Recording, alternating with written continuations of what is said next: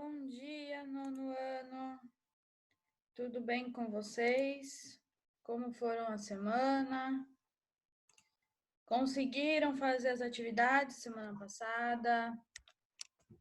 Vamos esperar a galera entrar para começar a aula, para ninguém perder o início da aula, tá? Deu certo a atividade? Vocês conseguiram já criar os logotipos? Hoje a gente vai continuar o assunto das cores, vamos falar sobre as cores análogas, cores complementares e vamos também falar sobre as cores luz e pigmento, tá? Para a semana que vem já vai ser um novo conteúdo, a gente vai falar sobre a psicologia das cores, mas já vamos entrar no que é uma comunicação visual também, para já entrar nessa parte de logotipo, tá? Nessa construção. Eu peço para que quem está com o nome aí no Zoom com apelido, coloque o seu nome, porque agora a gente está anotando quem está assistindo para ter um controle. Então fica complicado a gente anotar quando está um nome diferente, porque aí a gente não sabe qual é o nome exato do aluno, tá? Então quem está com apelido, coloca um nome verdadeiro para facilitar os professores na hora de anotar, tá?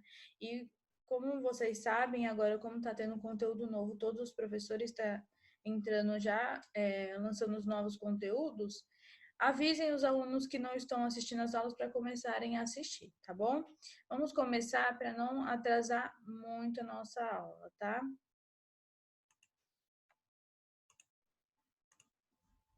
Então, vamos lá. Hoje a gente vai falar sobre a cor novamente, mas vamos entrar nos outros tipos de cores, tá? Então, vamos lá. A cor tem algumas funções, tá?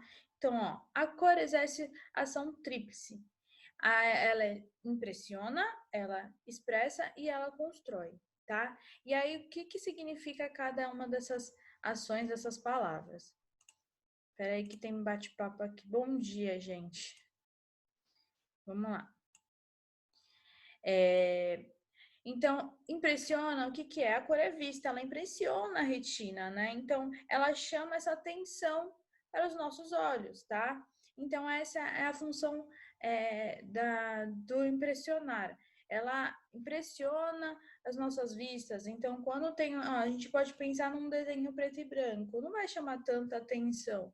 Mas se for um desenho mais colorido, já chama atenção e a gente já bate o olho naquele desenho, porque a cor chama atenção, ela impressiona os nossos olhos, tá?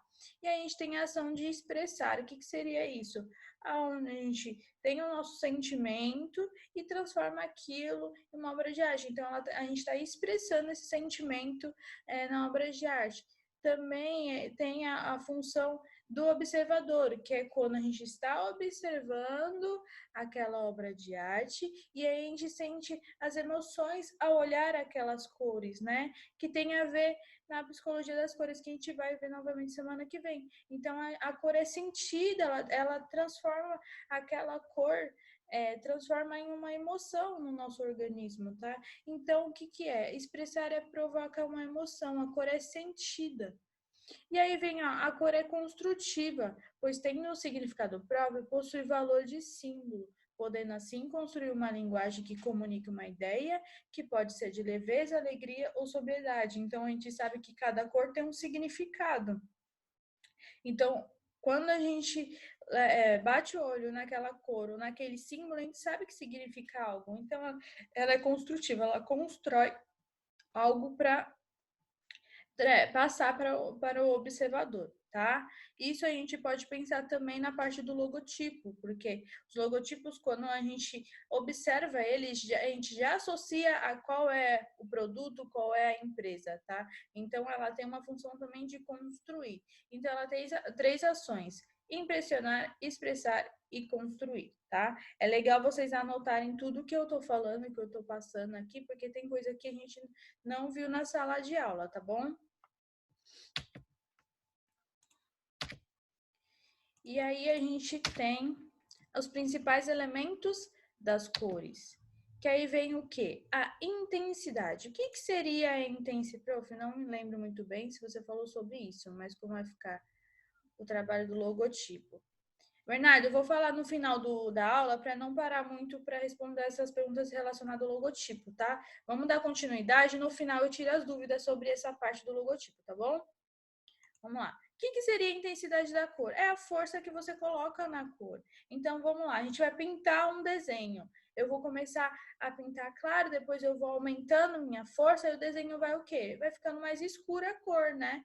Então, é a força que você coloca na hora de colorir o desenho, tá? Isso a gente tem que pensar na hora quando a gente escolhe uma cor só. Vamos falar de uma única cor. Por exemplo, eu vou colorir com azul. Então, eu vou colorir, vou fazer aquele trabalho de monocromia que vocês aprenderam no ano passado. Então, vou colorir meu desenho só com azul. O que eu vou fazer? Algumas partes eu vou colocar azul mais escuro, outras mais claro, outras mais escuros. Então, eu vou aumentando a intensidade e vou diminuindo, tá? Então, a intensidade também tem a ver com a escala monocromática, que eu vou explicar para vocês já na próxima página o que é e como que funciona, tá bom? E aí vem a saturação. O que é saturação? A saturação da cor mostra se a cor é natural ou pigmentada. Então tem muito a ver com aquela parte de cor pigmento, que a gente também vai ver mais para frente, tá? Ela diz se a saturação está vindo de um pigmento mais natural, se ela é extraída na natureza, ou se é um pigmento mais artificial, se foi feito em fábricas, ou as cores aqui, por exemplo, no computador, quando a gente tem os nossos aplicativos que faz desenho, tá? Então, a saturação diz muito isso, tá?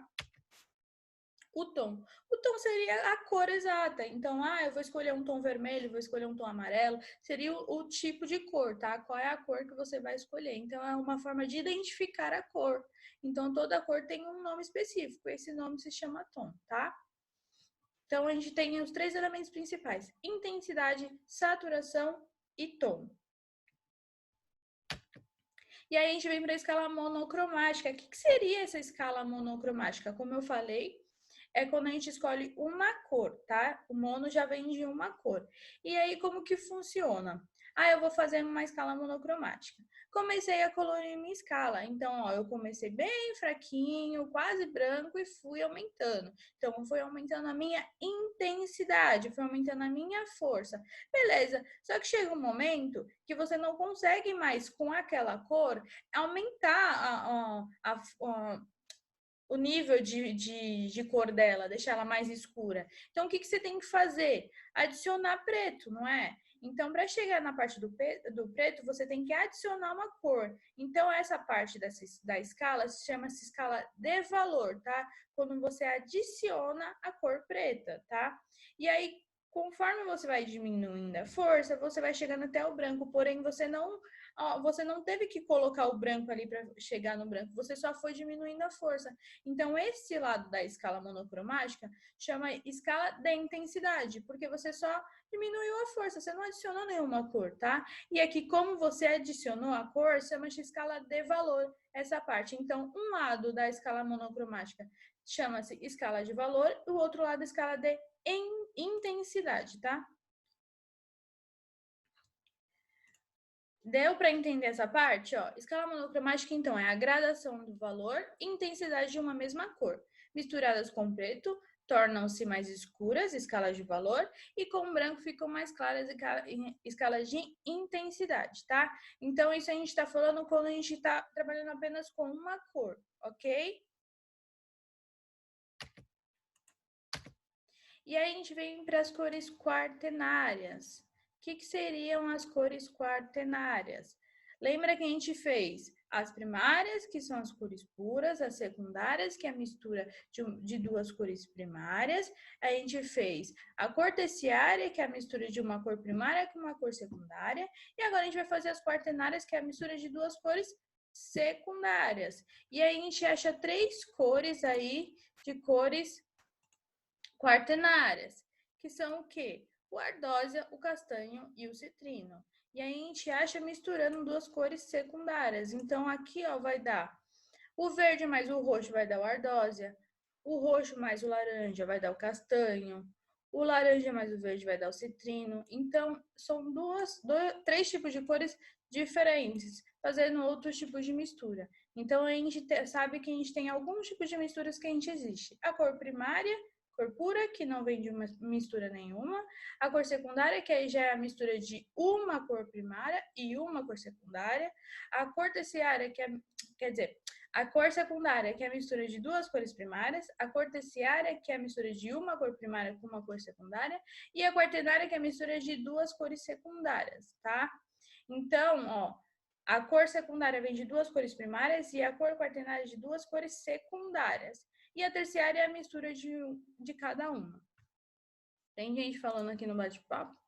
Só existem essas três cores? Bernardo, cor, existe muitas. Só que a maioria das cores que tem além dessas são cores fantasias. Por quê? Pegaram essas principais cores e começaram a misturar. E aí foi criado vários tons de várias cores que já existem, tá? E aí eles colocam nomes fantasias, nomes que normalmente não é um nome técnico que ela tem. Por exemplo, quando a gente vai em casas de tinta, que a gente vai comprar, as cores de tinta são inúmeras e tem vários nomes totalmente diferentes, tá? Então, eles criam, a partir dessas cores bases, vários tons de cores que são parecidas. Se a gente entra, por exemplo, em um programa que faz esses negócios de desenho, tem cor no Paint, por exemplo.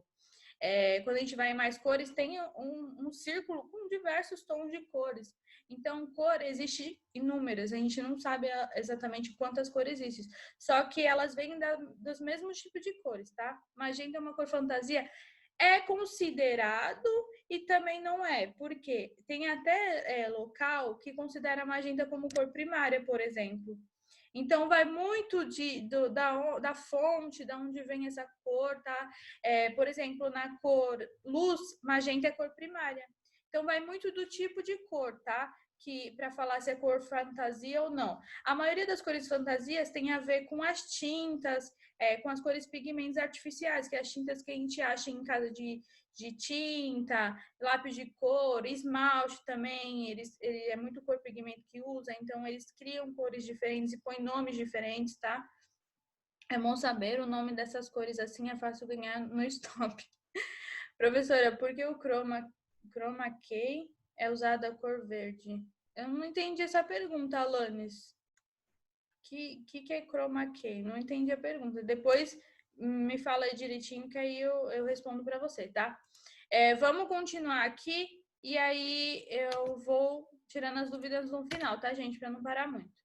E aí vem as cores quentes e frias, que é o quê? Quando a gente pega o nosso círculo cromático e divide ao meio. Aqui nesse exemplo, o círculo cromático não está exatamente a cor exata que a gente faz. Lembra que a gente usa mais a mistura do vermelho e aqui está mais um rosa, né? Porque esse círculo foi feito no computador, então provavelmente eles não tiveram essa mistura certa para utilizar aqui, tá? Então, o que seria a nossa cor quente e cor fria? A gente pega o nosso círculo, quando chega no amarelo, que é a primeira cor que a gente começa, a gente divide ali ao meio. Então, vai ficar do amarelo, laranja e vermelho para um lado, verde, azul e roxo para o outro, tá? Então, cores quentes e frias são cores que transmitem a sensação de calor ou frio. Exemplos de cores quentes são, aí tá, vermelho e laranja, só que o amarelo também entra, tá? Cores frias, azul e verde e o roxo também entra. As cores quentes e frias são muitas vezes usadas para causar sensações diferentes nas pessoas que as visualizam. Então, a gente sabe que cada tipo de cor, ó, cor quente e cor fria, elas têm sensações diferentes. Quando a gente olha uma cor quente, o que a gente pensa? Algo mais vibrante, algo mais alegre, algo mais ativo, mais energia, tá? Chama mais atenção. Diferente da cor fria, que é uma cor mais calma, uma cor mais para relaxar, e a gente já remete também ao tempo de inverno, né? Então é uma cor mais tranquila, mais amena, tá? E aí a cor quente a gente também remete ao verão, como uma estação mais agitada, tá? E aí a gente vem para as cores neutras. E ó, cores neutras também pode ser chamada de cores acromáticas. Por que acromática? Porque elas não são decompostas. Então, o branco, por exemplo, ele não se decompôs nas 7 cores ainda. Então, são as cores que não são, elas não são divididas em vários tons, por exemplo, tá? Uma cor mais fechada, uma cor mais pura, igual a gente chega lá nas cores primárias, tá? Mas a cromática é quando ela não ela não se decompôs ainda, então não formou as outras cores, tá bom? Então, ó, e as cores neutras também, por que é neutra? Porque ela não entra no círculo cromático e ela não tá nem no lado quente, nem no lado frio, por isso que ela é neutra, tá bom? Então, caracteriza-se pela não predominância de tonalidades quentes ou frias. São elas branco, preto e o cinza. Também pode entrar o bege, o marrom. É que a gente não fala muito deles, porque se a gente levar em conta os tons que tem no círculo cromático, quando a gente começa a fazer as misturas, a gente ainda acha essas cores bege ou marrom, tá? Então a gente não fala muito na cor neutra, a gente fala mais o preto, o cinza e o branco, que é de cores difíceis a gente achar fazendo uma mistura do círculo cromático, tá? Até mudei aqui o negócio. Ó, eu acabei pulando esse daí, que é o exemplo de pinturas usando as cores quentes e frias, tá? Tem gente falando aqui no bate-papo, deixa eu ver.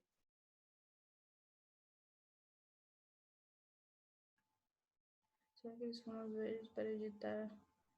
Então, sobre essa parte de fundo verde, eu já não sei te explicar como funciona, porque é algo mais técnico, é algo mais relacionado à parte de tecnologia, tá? Não tem a ver muito específico o porquê eles escolhem aquela cor. Aí eu já não sei falar o conceito dessa técnica certa. Aí eu vou ver direitinho, eu posso falar para vocês na próxima aula como que funciona para explicar com vocês esse negócio do fundo verde, tá bom?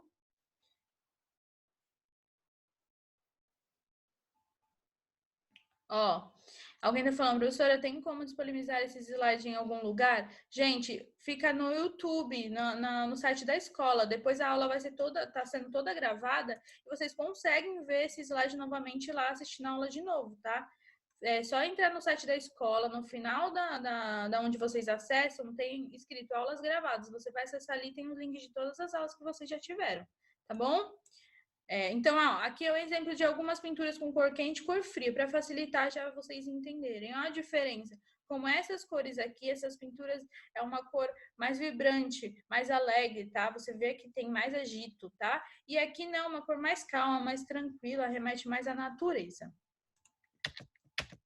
E aqui eu já coloquei já para mostrar a diferença de tom, por exemplo, ó. Aqui tá certinho dividido. Cores quentes, ó, onde divide no amarelo e no vermelho, e as cores frias no verde e no roxo. E aí tem um círculo já com as cores neutras, cores acromáticas, fazendo aquilo que a gente viu anteriormente, que é a escala monocromática, tá vendo? Porque, na verdade, usou apenas uma cor, que foi o preto. O que ele fez? Ele começou com um preto bem claro, que ele chegava até no branco, foi aumentando, para chegar no preto ele todinho já feito, tá? Porque a gente sabe que o preto, se pintar claro, ele vira cinza. Tem aula do dia 25 que nem tá lá ainda. Então, gente, como que funciona? A gente coloca a aula no YouTube, só que os meninos da escola que jogam o link lá no site. Então, demora, porque é muitas aulas, muitos professores colocando, tá? Então, eles vão colocando aos poucos.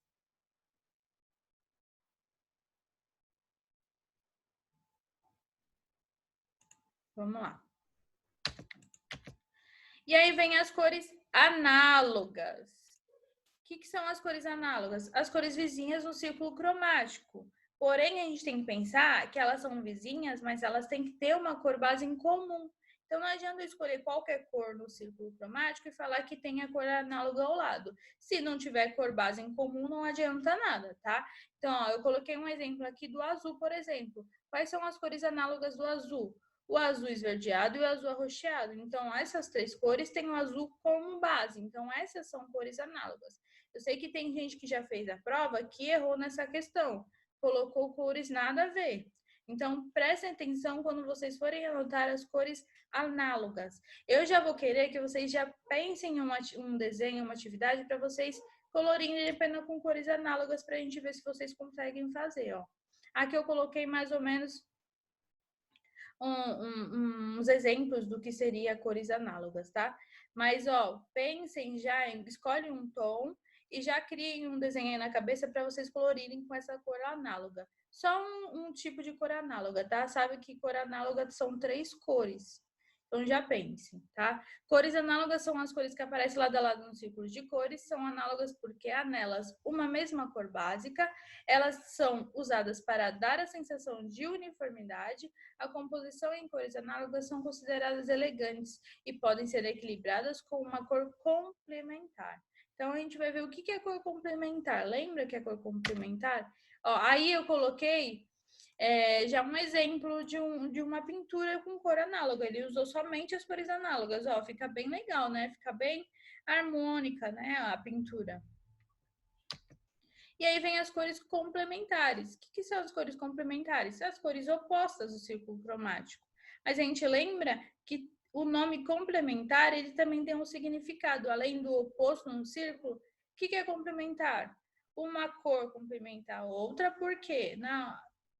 Pensando na primária, a secundária, ela completa o quê? As 3 cores primárias que faltam para completar, tá? Então, pensando que o complementar é uma cor complementa a outra, porque na secundária tem as 2 cores que faltam para completar as 3 cores primárias. Então, ó, cores complementares são as cores opostas nos discos de cores. O vermelho é o complementar do verde, o azul do laranja. As cores complementares são usadas para dar força e equilíbrio.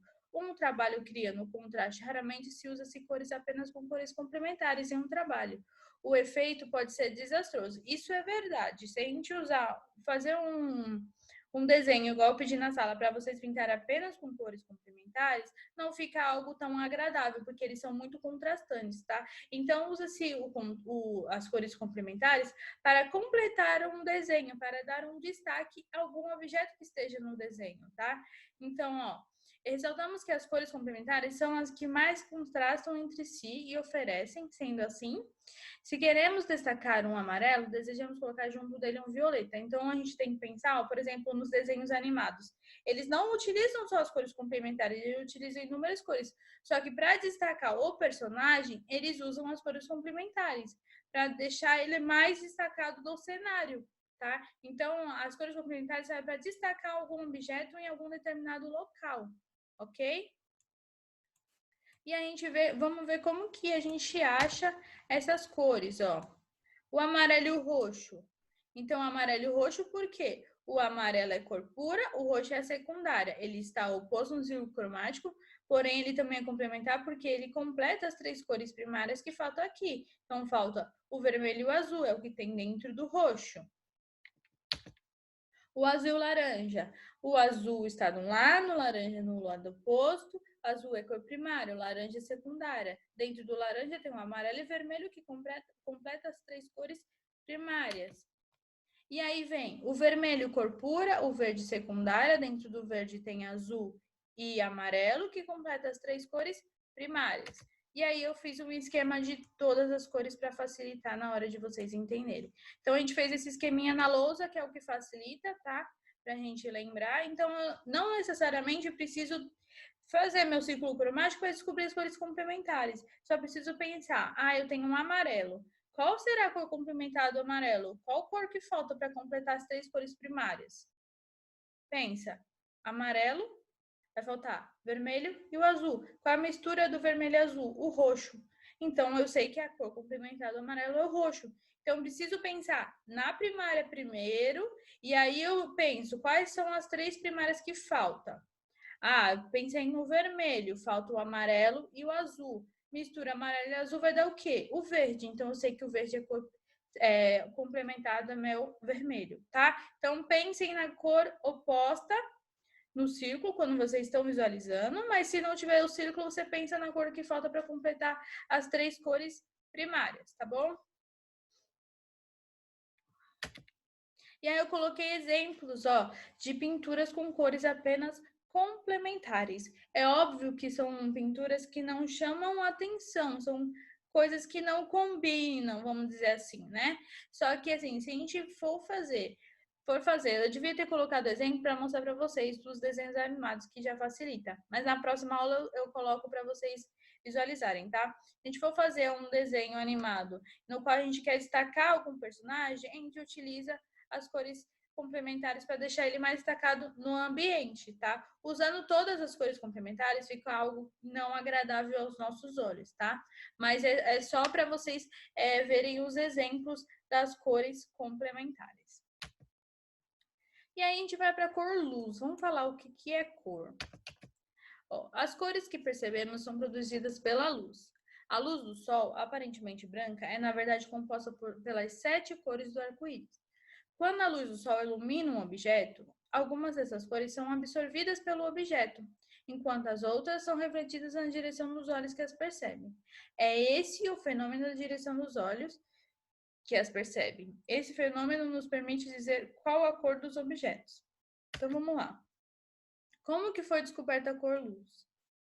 Ó, foi colocado um prisma e aí deixado no sol, quando o sol refletiu e aí formou as 7 cores do arco-íris. Então foi assim que descobriram que a cor branca se decompôs em 7 cores, tá?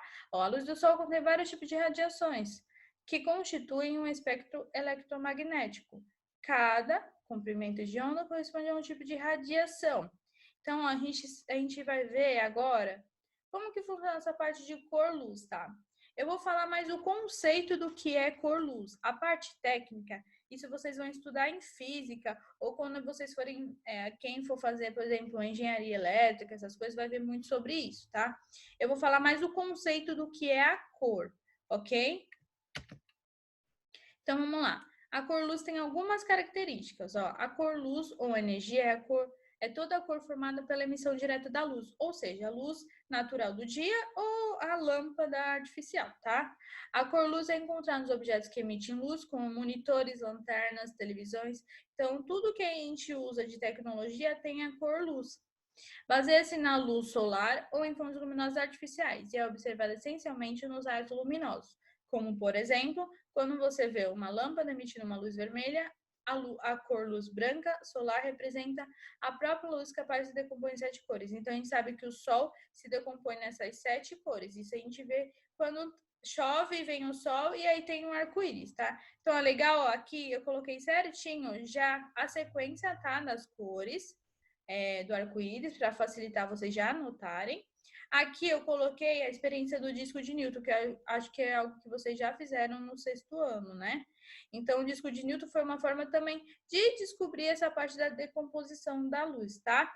Então, o que acontecia? Quanto mais rápido gira esse disco, vira o quê? A cor branca. Então, a gente sabe que misturando todas as cores do arco-íris, tem a cor branca. E se fizer o contrário, pegando um prisma e colocando no sol, vai achar as 7 cores do arco-íris. E aí, vamos ver aqui, ó. A cor luz também tem as cores primárias e secundárias dela. Ó, então, a cor primária é o quê? O verde, o vermelho e o azul, tá? Por isso é RGB. E aí, tem as cores secundárias, amarelo, magenta e o azul, ciano. Magenta seria mais ou menos um rosa, tá? Para vocês não confundirem, não é o vermelho, é um rosa, é esse daqui, tá? Então, aqui ele já fez a mistura de todas as cores, ó. Então, o verde, o azul e o vermelho, misturando aqui, ó, dá magenta, misturando aqui dá o azul ciano, misturando aqui dá o amarelo, e misturando todas as cores dá o branco, tá? Então, é quando a gente vê isso daqui, ó. Mistura de todas as cores dá a cor branca, que é da onde vem essas outras cores, tá? E aí eu coloquei algumas curiosidades aqui, ó. Franz Gehritzen fez pesquisas sobre cores, afirma no livro O Fenômeno da Luz, que a luz branca consiste em alguns comprimentos de ondas, que podem ser divididos em 3 grupos. Então, ó, eles colocaram esse nome de RGB porque a luz das ondas longas que nos dão a sensação da cor são vermelhas, tá? As ondas longas são vermelhas. As luzes de ondas médias dão a sensação de cor verde. E a luz de ondas curtas dão a sensação de cor azul, tá? Por isso tem esse nome RGB. No grupo cor luz, as cores primárias são vermelho, verde e azul. É o sistema RGB. A combinação dessas 3 cores gera o branco e a ausência da cor luz, o preto. A mistura de 2 cores primárias forma uma cor secundária. A luz branca não é composta de 2 ou 3, mas de todas as cores visíveis, partindo de apenas 3 cores, vermelhas, verdes e azuis, podendo ter luzes de todas as outras cores, inclusive o branco. Ó, e aí a gente achou o quê? que o branco é a soma de todas as cores, então se a gente somar todas essas cores, vai achar o branco. Só que o preto é a ausência, por quê? Se a gente está em um local escuro, a gente não consegue enxergar nada. A gente vê tudo preto. Então, o preto sempre é a ausência da cor e o branco é a soma das cores, tá? Tem perguntinha aqui, acho que no bate-papo. Ah, não, vocês estão falando, né? Da resposta. Ó, já responderam aí no bate-papo, hein?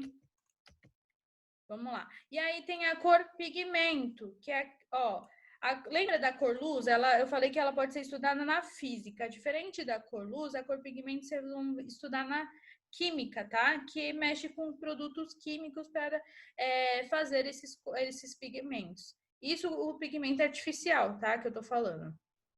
Então, ó, é aquela cor que podemos extrair da natureza, como as plantas, das sementes ou do barro da terra, que é a tinta usada pelo índio para pintar o corpo, ou então aquela fabricada pelo homem e vendida nas lojas como a tinta guache. A cor pigmento é a cor refletida por um objeto iluminado e percebida pelo olho humano. Conforme mostrado na figura, ela dependerá da cor luz, usada para iluminar o objeto e de sua capacidade de absorção ou inflexão de cada frequência. Então, a cor pigmento, ela precisa da cor luz para ela ser refletida, tá bom? E aí, a gente tem o outro sistema de cores, ó. Diferente da cor luz, ela tem outras cores, tá? Primárias e secundárias. Eu não coloquei aqui as opções, mas, ó, aqui já dá para ver que é diferente. A soma delas dá o preto, por exemplo, tá bom? E aí, a gente tem alguns tipos de cores de pigmentos. O natural, eu coloquei alguns tipos aqui, ó. É obtido diretamente na natureza, sujeito apenas aos processos de purificação da natureza física, que permite separar o material de que se aproveita a cor dos materiais a que esteja associado. Então, ó, eu coloquei aqui urucum, que dá o pigmento vermelho, noz, pigmento azul, casca de abacaxi, pigmento amarelo, beterraba, pigmento rosa, cenoura, pigmento laranja e folhas, pigmento verde. Pigmento artificial transformado é obtido através de reações químicas, a partir de materiais mais simples, pigmento sintético. Ou seja, são as cores fabricadas nas fábricas, né, nas indústrias. São as cores feitas pelo homem. Aqui são as cores que podem ser extraídas pela natureza, tá? E aí eu coloquei uma atividade para vocês fazerem. O que vocês vão fazer? Vocês vão criar um desenho, vão desenhar, vão fazer um desenho no papel canson. E aí vocês vão colorir esse desenho apenas com pigmentos naturais, tá? Pigmentos que vocês vão extrair da natureza.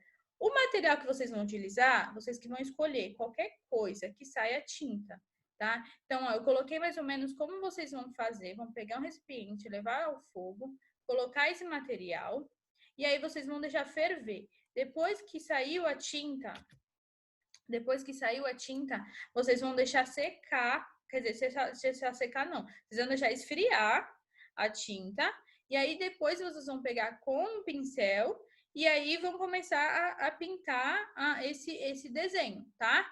É mais trabalhoso? É, mas vai ficar legal, tá? Então, pensem em objeto não, pensem em frutas, em folhas, em algo natural que saia tinta. Não adianta você ferver algo que não sai tinta nenhum, porque aí não vai adiantar nada, tá? Pense em algo que tem mais pigmento, como, por exemplo, a beterraba, que sai bastante tinta. Que mais? Folhas, que sai bastante tinta. Cenoura. Cenoura eu não sei dizer se ela sai tanta tinta como estava falando lá, tá? Eu sei que uma cor laranja que a gente tira bastante cor de tinta é a salsicha. Quando você cozinha a salsicha, a água fica toda laranja. Então, vai muito do material que você quer utilizar, tá? Deixe secar, coloque um potinho e só vai pintando aos poucos, ok? Ou também, vocês podem, por exemplo, pegar um barro e colorir com barro. Não necessariamente precisa ser coisas que vocês têm que ferver, tá? É algo que vocês possam extrair tinta, mas tem que ser algo natural, nada de pigmento, nenhuma tinta que já existe, tá bom? Espero que vocês tenham gostado da aula. Semana que vem já vai ter conteúdo novo, então prestem atenção, não percam a aula, tá? Eu só tô de olho aqui em quem tá assistindo, porque agora a gente tem que anotar quem tá assistindo, tá bom? Então, como eu falei, deixem o nome de vocês, não deixem o trabalho, ou não deixem o apelido. É que eu li ali trabalho e falei trabalho. Ó, o trabalho. Gente, já criaram um logotipo? Se criaram, semana que vem eu já vou começar a falar sobre essa parte de comunicação no logotipo. Criou o logotipo, a gente vai passar para a próxima fase. Mas isso eu vou começar a falar na semana que vem, tá? Sobre a próxima fase, como que vai funcionar. Já fez o esboço no caderno? Já começa a pensar nas cores que você vai utilizar e já vai começando a colorir. Depois que você fez o logotipo, você pensa em como vai ser a estrutura da sua loja. O que você vai colocar ali na tua loja? O que você vai vender? Porque a gente vai trabalhar também, a gente vai fazer o design dos produtos. Então, a gente vai pensar também como que vai ser os produtos de vocês, tá? Então, pensem na hora da criação. Pensem no design de cada produto que vocês vão fazer. Isso eu tô falando de rótulo dos produtos, do que é o produto em si, tá bom? Semana que vem já começo a falar sobre essa comunicação visual e já vai facilitar vocês na hora de começarem a construir, tá bom? Um beijo, até semana que vem. Espero que tenham gostado e que tenham um ótimo final de semana, gente.